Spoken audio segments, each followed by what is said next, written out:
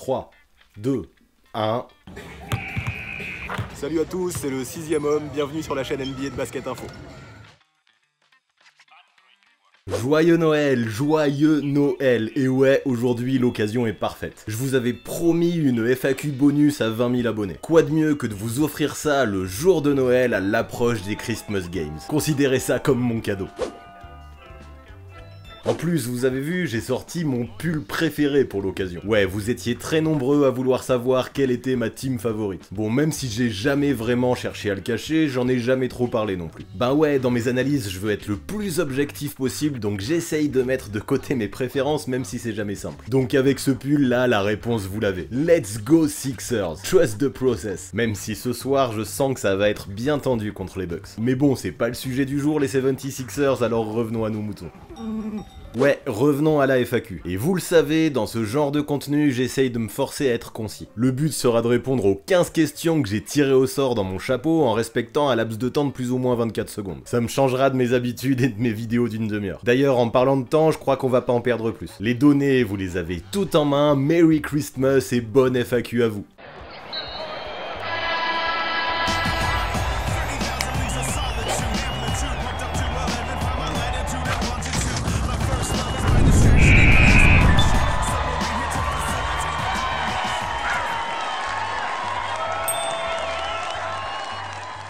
Une question de Derrick Rose pour commencer, un abonné fidèle. Tu me demandes si je pense que la signature de Melo aux Blazers c'est une bonne chose pour eux. Si je suis franc et limite méchant, je trouve Hassan Whiteside surcoté. Avec la blessure de Nurkic, le secteur intérieur est du coup limité. Et regarde les 10 derniers matchs de Melo. Un mec qui marque 16 points, prend 7 rebonds, pose des contres et intercepte des ballons, c'est forcément bon pour Portland. En plus, même s'il shoot à autour de 40% de manière globale, il est à 45% à 3 points, c'est excellent. Mais en vrai, cette signature c'est surtout cool pour Melo himself. J'étais très pessimiste pour lui quant à un éventuel retour et je suis ravi qu'une telle légende ait la possibilité de s'offrir une sortie digne de ce nom. On enchaîne avec Maxime, tu me demandes si je pense que Sekou Doumbouya va s'imposer un jour chez les Pistons. La vraie question c'est est-ce que tu es pressé? Parce que oui, je pense que Sekou finira par s'imposer mais ça peut prendre du temps. Faut se rappeler qu'il est le plus jeune joueur de la draft et que KZ semble prendre ses précautions avec lui. Alors vraiment il est trop tôt pour s'inquiéter. Ses récentes performances en G-League sont d'ailleurs très prometteuses. En attendant, Doumbouya doit continuer à taffer et rester prêt. L'opportunité elle viendra tôt ou tard à lui de la saisir à ce moment-là. Et pour l'instant, même s'il a des miettes au poste 4, je suis persuadé qu'il pourrait encore plus s'éclater au poste 3 à Detroit. La suite avec Louis Deloum. Toi aussi tu dois être un abonné régulier à la chaîne parce que je vois souvent ton nom dans les coms. Aujourd'hui tu me demandes si les Mavs peuvent se qualifier en playoff. Ma réponse est claire, évidemment. Luka Doncic réalise une saison digne d'un MVP et porte cette équipe comme jamais. Mais là ce qui est encore plus fou c'est que même malgré la blessure du prodige, Dallas n'a pas sombré. Kristaps Porzingis est revenu bien plus fort que ce à quoi je m'attendais après sa rupture des croisés et Tim Hardaway Jr. en termes de justesse réalise la saison la plus mature de sa carrière. Alors il est clair qu'avec un début de saison pareil, un Luka Doncic à ce niveau et un tel supporting cast, ce serait une grosse déception que les Mavs ne fassent pas les playoffs cette année. On passe rapidement à la suite et c'est à toi désormais Arsène. Tu me demandes si selon moi Donovan Mitchell sera MVP un jour. Bon, il est toujours difficile d'être trop cash avec un joueur de seulement 23 ans, surtout quand il progresse d'année en année. Le niveau qu'il affiche cette saison est sacrément exceptionnel et pourtant j'ai des doutes. Le gars a sûrement le potentiel pour être un multiple All-Star, mais j'ai l'impression qu'il lui manque un petit quelque chose pour faire partie de la crème de la crème. Sûrement un truc lié à la polyvalence des deux côtés du terrain. En vrai, j'ai du mal à imaginer un jour Mitchell produire les mêmes chiffres à la passe et au rebond qu'un Giannis ou un Doncic par exemple. Donc Donovan Mitchell superstar, oui, futur MVP, je ne pense pas.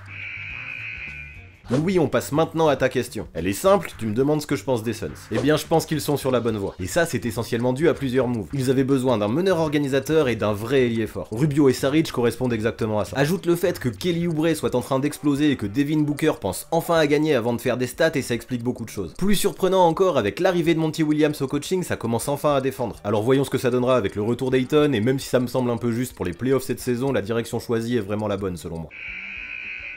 Place à Lilius maintenant. Tu m'interroges au sujet d'Alex Caruso en me demandant ce que j'en pense et pourquoi il ne joue pas plus. Alors Caruso, j'adore ses qualités athlétiques, sa défense, mais surtout l'énergie qu'il met sur un terrain de basket. Je trouve qu'il donne beaucoup au collectif et pourtant je ne sais pas si ce serait une bonne idée de lui donner plus de minutes. Certains joueurs sont faits pour changer le cours d'un match sur de courtes séquences et Caruso est l'un d'eux. Je ne le vois pas tenir avec une telle intensité sur 35 minutes. Ça s'est déjà vu d'ailleurs, le gars a tendance à s'effacer lorsqu'il est sur le parquet trop longtemps. Par contre, il représente une super étincelle lorsqu'il sort du banc et c'est comme ça que je veux le voir continuer à LA.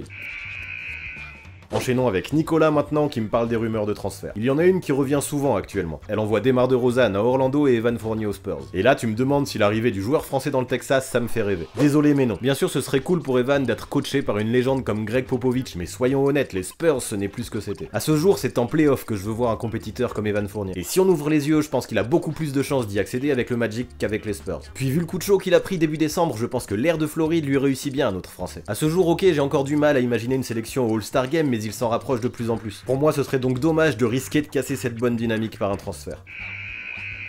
Autour de Kozaku maintenant, tu me demandes si Kemba Walker n'est pas sous-coté. Bof, à vrai dire, je n'étais pas très inquiet pour les Celtics quand j'ai appris le départ de Kyrie et l'arrivée de Kemba. Moi c'était plutôt le remplacement d'Orford par Kanter qui me questionnait. Mais bref, sous-coté je ne crois pas. Kemba est un excellent leader qui s'intègre tout à fait dans le Celtic Spirit et qui mérite sa sélection All-Star chaque année. Et c'est là que je vais me mettre pas mal de fans des 6 à dos je pense. Quand j'entends dire qu'il est clairement dans la course pour le MVP, là je le trouve surcoté. Walker a beau être très bon, il n'est pas au niveau de gars comme LeBron, Giannis, Doncic ou Harden sur ce début de saison. Donc sous-coté, pas d'accord. Après m'être mis toute la Celtic Nation à dos, je passe maintenant à Charles. Tu me demandes si je pense que le duo Pascal Siakam, Fred VanVleet peut amener les Raptors en finale de conférence. Soyons clairs, oui les Raptors peuvent atteindre le dernier carré mais ce sera chaud pour eux. Il y a ne serait-ce que Milwaukee, Miami, Philadelphie ou Boston qui peuvent également y prétendre à l'Est. Après tu as raison, pour accéder à ce niveau il faudra absolument un excellent duo VanVleet-Siakam. Mais ça ne suffira pas. Des gars comme Kyle Lowry surtout, mais aussi Serge Ibaka, OG Anunoby ou Marc Gasol devront aussi faire de super playoffs. Donc selon moi, si Toronto atteint les finales de conf, ce sera davantage dû à des performances collectives incroyables qu'au seul duo Siakam-VanVleet.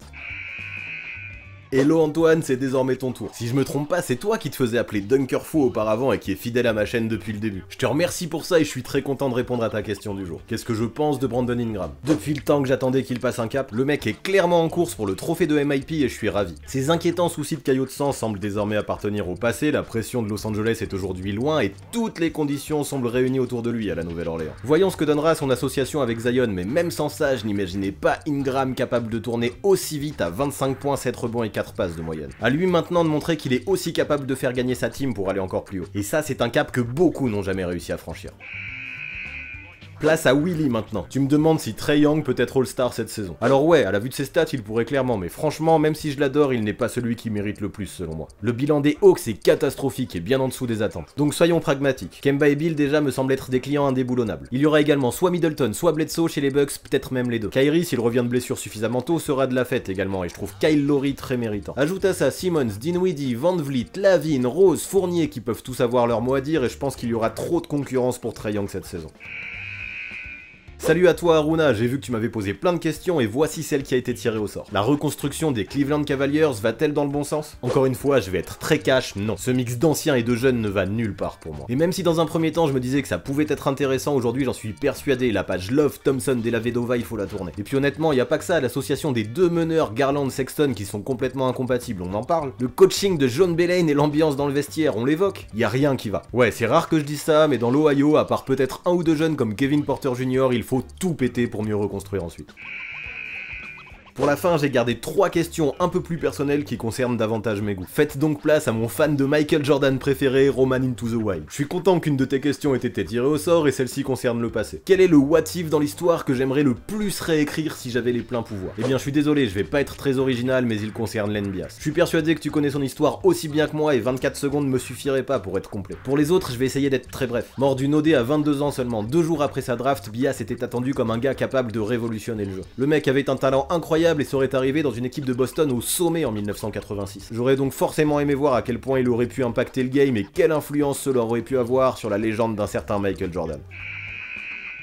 DJ92, tu me demandes de ton côté quel est mon 5 majeur actuel coup de cœur. J'avoue que cette question a été compliquée. Parce qu'en vrai, des joueurs que j'apprécie, il y en a un paquet et ça change presque tous les jours. Mais bon, on va essayer. À la main, je prends Ja Morant, très prometteur et ultra spectaculaire, je kiffe. Vient ensuite D'Angelo Russell, qui je trouve a un flow incroyable depuis la fac. En 3, je mets Luka Doncic, le talent à l'état pur et la science du jeu à l'européenne. Ensuite, je me permets de décaler Brandon Ingram au poste 4 et de prendre Joel Embiid au poste 5. Yup. J'ai même pas réfléchi à la complémentarité, là j'ai juste laissé parler mon cœur. Mais bon, il y a des joueurs que ça me saoule là de pas citer, et vu qu'il me reste quelques secondes, je te lâche mon deuxième 5 comme ça sans argument. Trae Young, Bogdan Bogdanovic, Jimmy Butler, Rui Hachimura et Kevin Love. Ça te convient ? Et pour finir, la toute dernière question de cette FAQ appartient à Renan Janto. Attends, t'as vraiment une pub des Galeries Lafayette en photo de profil? Bref, toi aussi tu me demandes quelque chose de très personnel. Quel est mon joueur préféré all time et pourquoi? Eh bien regarde le maillot derrière, tu le vois, Allen Iverson. Le mec a révolutionné la ligue à une époque où j'étais ado en pleine recherche de modèles. J'étais même allé jusqu'à me faire des tresses plaquées. Autant te dire que c'était pas le meilleur choix de ma vie en termes capillaires. Mais ouais, que ce soit par ses crosses, sa vitesse, son look ou son style de jeu, il est probablement le joueur que j'ai le plus idolâtré de toute ma vie. Au final, même s'il n'aura jamais gagné de titre, il a été un précurseur. J'aime d'ailleurs que son héritage soit encore bien présent aujourd'hui avec tous ces meneurs dribbleurs au style gangsta qui pullulent encore en NBA. Attends, c'était toi sur la photo avec les tresses? Bref, c'est la fin de cette FAQ bonus qui permettait à la fois de fêter Noël et les 20 000 abonnés. J'espère que vous avez kiffé. Je ne sais jamais si ça vous plaît trop les FAQ, parce qu'en termes de stats, c'est jamais génial. Mais si c'est le cas, faites-le moi savoir en mettant un pouce bleu, c'est un vrai indicateur. Si on dépasse, disons, les 1000, je vous en referai une, peut-être à 25 000 ou plutôt à 30 000 abonnés. Donc pareil, si vous n'êtes pas abonné, c'est le moment de le faire, et même d'activer la cloche pour avoir les notifications et ne rien rater. Je vous vois là, ceux qui regardent en scred sans s'abonner. Bon, sinon parlons de la suite. Ce vendredi, exceptionnellement, il y aura pas de vidéo. Je vais prendre le temps de passer les fêtes en famille et de me reposer un peu aussi depuis le temps que j'en rêve. Ouais, vous avez vu les cernes que je me tape là et encore j'arrive à les cacher avec les lunettes. Donc ouais, il y a des chances qu'on ne se revoie que l'année prochaine, alors d'ici là, profitez bien. En tout cas, n'oubliez pas, pour le reste de l'actu NBA et pour débattre avec la communauté, c'est sur Basket Info et Discord que ça se passe. Il y aura les liens de tout ça en description. Et pour finir, je vous souhaite à tous d'excellentes fêtes. J'espère que vous allez tous kiffer autant que moi les matchs du Christmas Day prévus ce soir. Enfin, si les Sixers se prennent une raclée, je vais moins kiffer. À très vite!